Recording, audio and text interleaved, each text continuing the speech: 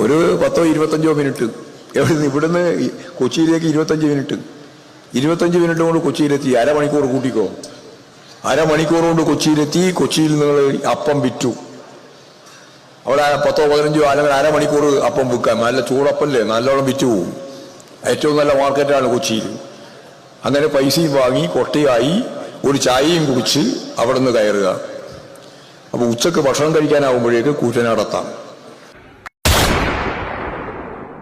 ഇന്ന് രാവിലെ എന്നെ അമേരിക്കയിൽ നിന്ന് സുഹൃത്തുക്കൾ വിളിച്ചിരുന്നു.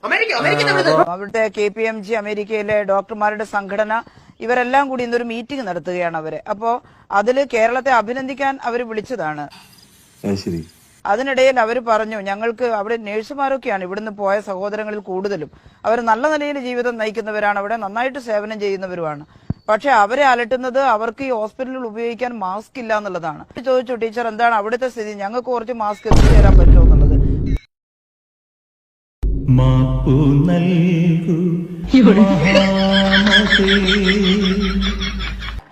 അന്ന്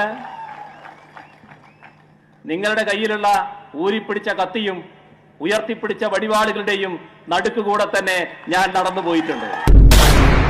മാപ്പു നൽകൂ മാപ്പു